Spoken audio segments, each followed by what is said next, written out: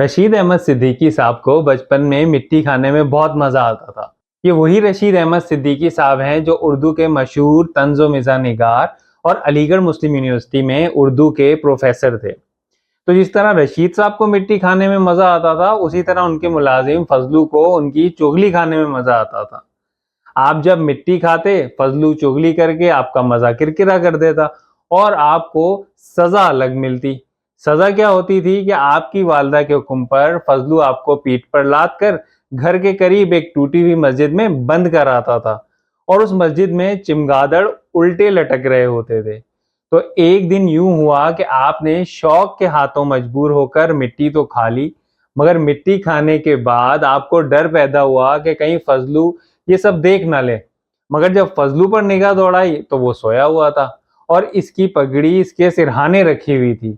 فضلو کو سوتا دیکھ کر آپ نے سوچا آج تو اس سے بدلہ ہی لے لینا چاہیے۔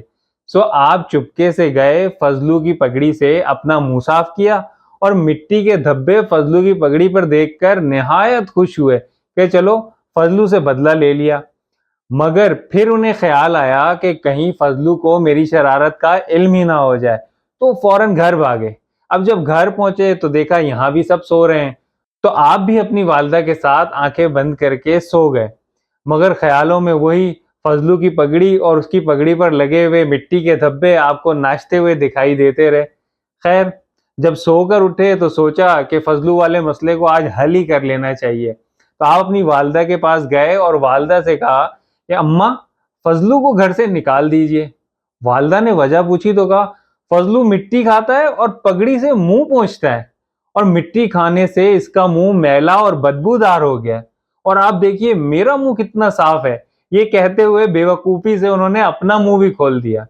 اب جو انہوں نے اپنا منہ کھولا تو والدہ نے دیکھا کہ مٹی کھانے سے زبان، دانت، ہونٹ سارے میلے ہو رہے تھے، اور سونے پہ سہاگا یہ کہ اتنے میں فضلو صاحب بھی دروازے پر پہنچ گئے اور دروازے سے ہی آواز دی، بی بی جی دیکھیے چھوٹے صاحب نے میری پگڑی کا ستیہ ناش کر دیا ہے۔